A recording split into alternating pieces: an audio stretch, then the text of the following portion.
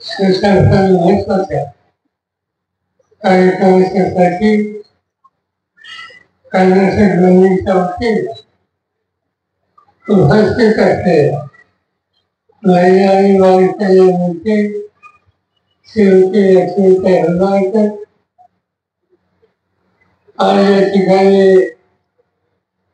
उपस्थित असलेले आणि छत्रपती शिवाजी महाराज यांच्या पुतळ्याचं ज्यांनी पूजन केलं शिक्षणाच्या क्षेत्रात कालावधीचे आमदार या ठिकाणी उपस्थित असलेले आमचे जुने सरकारी महाविद्यालय अनिल देसाई व्यासपीठाचे सगळे अन्य सरकारी कार्यक्रमाचे अध्यक्ष रावजी महादेव पाटील आणि उपस्थित बंधू या संस्थेला 150 वर्षापेक्षा अधिक काळ शैक्षणिक क्षेत्रामध्ये सेवा करण्याची संधी ती मिळाली आणि तेव्हा लोकांच्या सदिच्छा त्यांच्या भाषेत केल्या 150 वर्ष सातत्याने ग्रामीण भागामध्ये शैक्षणिक सेवा देणं ही काही साधी गोष्ट देशामध्ये अनेक संस्था आहेत त्या अनेक ठिकाणी पुण्यामध्ये असतील बंगलोर असतील महाराष्ट्रात असतील दिल्लीत असतील तर येण्यासारख्या लहान ठिकाणी ही संस्था कामाची आणि दिवसावरचं ज्ञानदानाचं काम करायचं ही काही साधी गोष्ट नाही त्यांचा साथी घेत तिचं नेतृत्व राहिलं आणि या क्षेत्रामध्ये वाहून घेण्याची भूमिका घेणारा जो शिक्षक वर्ग आहे त्यांच्या कष्टानं हा इतिहास या ठिकाणी निर्माण झालेला आहे आणि म्हणून या 250 वर्षाच्या कालखंडामध्ये ज्यांनी योगदान दिलं त्यांच्याबद्दलची कृतज्ञता व्यक्त करणं हे माझ्या दृष्टीला अत्यंत महत्त्वाचं आपण सगळे ग्रामीण भागात करतो मोठ्या युनिव्हर्सिटीचा आदर्श हा ठेवून पुढे जाणार आहे तिथं आल्याच्या नंतर काही युनिव्हर्सिटीचा सन्मान आपण या ठिकाणी केला आणि त्याची सुरुवात छत्रपती शिवाजी महाराज यांच्या पुतळ्यानंतर या ठिकाणी केली या देशामध्ये राज्य अनेक होते 300 वर्षाच्या अधिक काळ अनेक राज्य होते संस्थानं ती संस्थानं ती राज्य त्या राज्यांच्या कुटुंबाच्या नावाने ती ओळखली जाते ते दिल्लीचं मोगल असतील देवगिरीचे यादव असतील किंवा आणखी राज्याचे कोणते या सगळ्या राज्यकर्त्यांची ओळख ही त्यांच्या कुटुंबाच्या नावाने त्यांच्या भागाच्या नावाने ही होत यादव कुठे तर देवगिरी मोगल कुठे तर दिल्ली पण छत्रपती शिवाजी महाराज हा असा एक राजा होऊन गेला की या राजाने उभ्या आयुष्यामध्ये त्यांचं राज्य जे उभं केलं ते भोसल्यांचं राज्य नव्हतं ते रयतेचं राज्य ते हिंदवी स्वराज्य आणि रयतेच्यासाठी राज्य सतत चालवण्याच्या समितीचा अध्यक्ष या राज्यांनी दाखवला त्याच्यामध्ये शिवाजी महाराजांचा उल्लेख हा करावा लागेल आणि म्हणूनच देशाच्या कानाकोपऱ्यात कुठे आज शिवाजी महाराजांचं नाव आलं की लोक युरोप त्यांच्यासमोर नतमस्तक मला अतिशय आनंद ही जी तुमची आज शतकोत्तर सुवर्ण महोत्सव झाली आणि त्याची जी प्रसिद्धी दिली त्याच्यामध्ये एका दाम्पत्याचा होतो हा कसा कमी दिसतो आणि तो म्हणजे महात्मा ज्योतिराव फुले आणि त्यांच्या प्रती हा या दोघांच्या संबंधी तसे जे इतिहास आहे सावित्रीबाई स्त्री शिक्षणाच्या संबंधी त्यांनी काम करते पुण्यातल्या नेहमी भागामध्ये पहिली मुलींची शाळा ती सावित्रीबाईंनी करते आणि ते शाळेला त्या काळात शिक्षक मिळत नव्हते काळात समाजाचा एक विशिष्ट वर्ग मुलींच्या शिक्षणाचा विरोध होता आणि सावित्रीबाई शाळेला निघाल्यानंतर त्यांच्यावर शिकवतात तसंही खेळतात या प्रकारे एक प्रकारचा त्यांचा हल्ला केला पण सावित्रीबाई थांबल्या जगवल्या नाही त्या शाळेत जाताना नेसलेलं असतं आणि हातामध्ये आणखी एक होत ते घेऊन जातात पण ज्ञान लावण्याचं काम मुलींच्यासाठी त्यांनी कधी थांबवलं महात्मा ज्योतिराव फुले यांचे प्रचंड काम एक आग्रह दुसरा असलेला हा नेता त्याचे एकच उदाहरणाचं सांगतो की त्या काळामध्ये इंग्रजांचे राज्य आणि इंग्रज राज्यकर्ता त्यांचं नाव होतं पंचम जॉर्ज आणि पंचम जॉर्ज भारताला हे त्यांचा निर्णय घेतात आणि त्यावेळेच्या सरकारने त्यांचं स्वागत त्यांची मुंबईला इंडिया गेट ऑफ इंडिया इथे लागला आणि त्यांचं स्वागत करण्यासाठी ते गेट ऑफ इंडिया या ठिकाणी बांधले गेले वरतीच्या पंचम जॉर्ज विचारले अनेक अधिकारी त्यांच्या स्वागताला होते आणि मागे एका कक्षामध्ये एक फेटा बांधलेला जोसर नेसलेला जॅकेट घातलेला एक माणूस उभा होता आणि त्याच्या हातात एक कागद होता जसे जसे पंचम जॉर्ज त्यांच्या रथाकडे निघाले तसं पोलिसांनी बाकीच्या लोकांना बाजू वाटते आणि ते त्या ग्रस्ताला सुद्धा बाजूला करायला निघाले पंचम जॉर्जच्या लक्षात आले त्यांना आवश्यक होतं की कोण व्यक्ती असं कसा कागद घेऊन उभा आणि का उभा त्यांनी सांगितलं त्यांच्या अधिकाऱ्यांना त्या व्यक्तीला बाजूला करून नव्हतं त्याच्या हातात काय निवेदन असेल तर ते मला द्या त्या निवेदनात काय लिहिलंय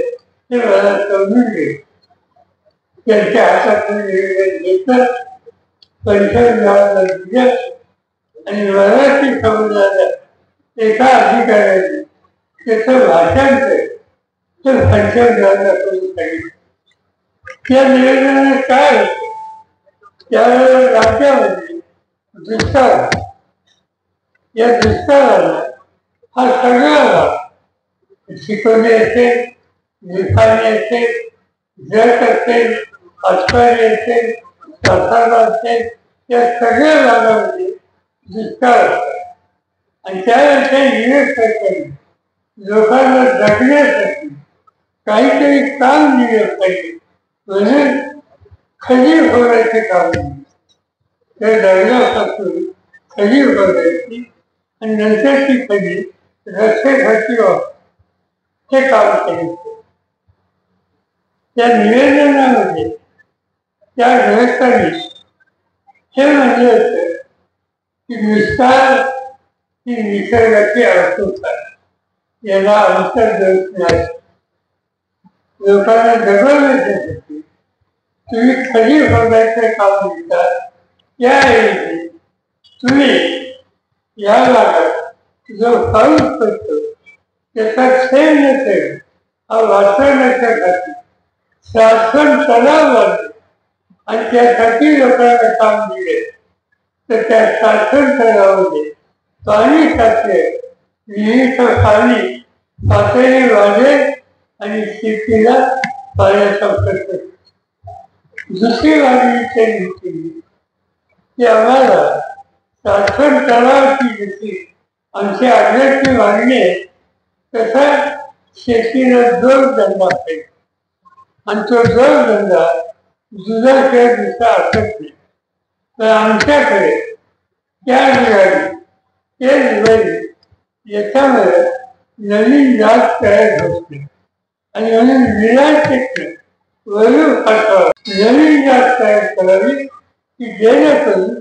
दुधाचं अधिक उत्पन्न हे त्यात घ्यावे. आणि तिसरी गोष्ट सांगितली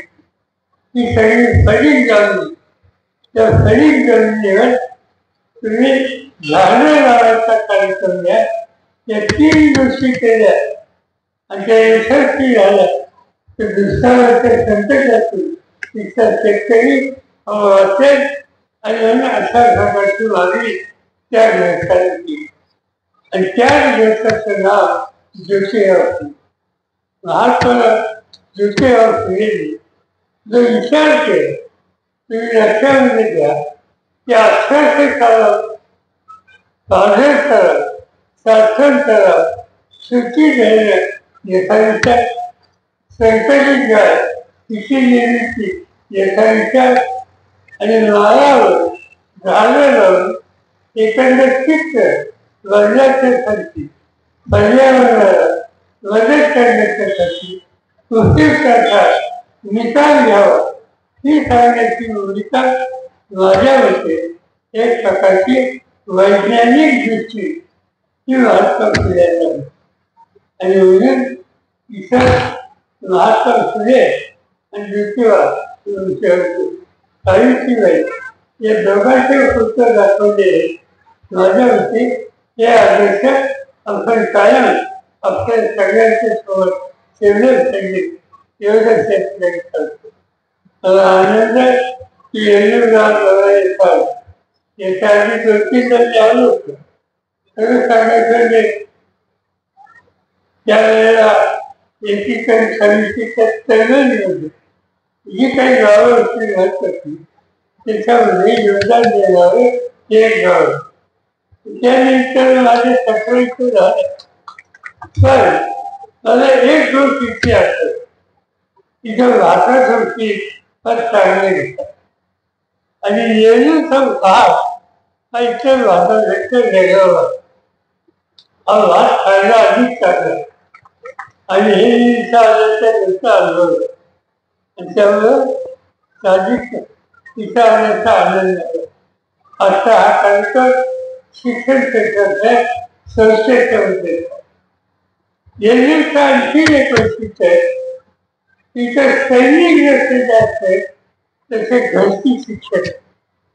जर माझी खात्री आहे की सकाळी 7 वाजता गावाच्या मध्यभागी तुम्ही उभा राहिला आणि मोठ्याने गुरुजी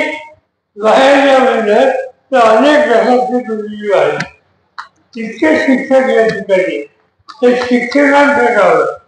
आणि म्हणून त्याचं नाव नक्की तेव्हापासूनच आहे. या गावामध्ये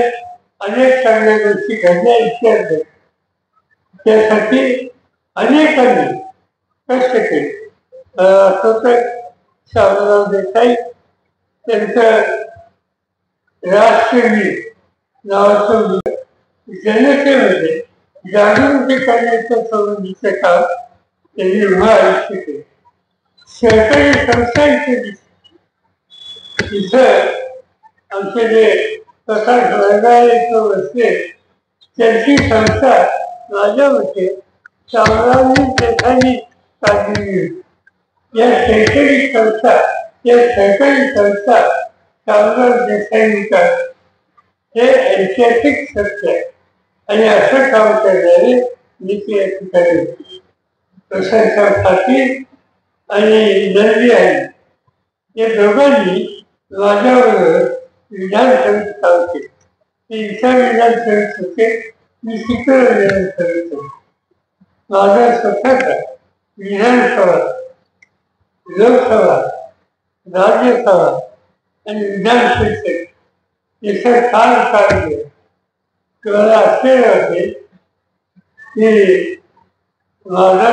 एकंदर काम ठरलं नक्की काही विधानसभा, लोकसभा, राज्यसभा, विधान परिषद याची माझी सुद्धा 1967 साली झाली. आणि 67 सालापासून आजपर्यंत 57 वर्ष लोकांनी मला सतत निधी दिला. एक दिवस सुद्धा सुट्टी दिली जाते. आणि त्यामुळे संसदीय कामाच्या मध्ये इतर राज्यातील सुद्धा आम्हाला अनेक विषय आणि त्याचा विचार करत कर्नाटकामध्ये ते नदी आहे प्रशांतराव अनेकांची नावं घेतायची की कर्नाटकच्या विधानसभेसाठी आम्हाला सगळ्यांची एक प्रकारचा संपर्क करणार आहे असे सगळे घेतले. आणि त्यामुळे आज मला तिथं आल्याच्यानंतर त्यांची आठवण झाली. ते स्वाभाविक आहे. मी काही आधी बोलून आपण सगळ्यांचं व्यक्तिचित्र ऐतिहासिक गाव स्वातंत्र्याच्या कलेमध्ये योगदान देणारे गाव, नंतरच्या कलेमध्ये अग्रभागी भारताचं गाव आणि सतत पुढच्या दिशेने प्रगतीच्या रस्त्याने जाण्याच्या करूनीचा विचार करणारा लोकांचा हे गाव. आणि त्यामुळे कितीही शिक्षण संस्था 150 सातत्याने ज्ञानदानाचं काम करते. त्याचं वैशिष्ट्य आहे. आणि त्यासाठी तुम्हाला सगळ्यांचे आणि या संस्थेला ज्यांनी योगदान दिले त्या सगळ्यांचं मी जाहीर अभिनंदन करतो. माझे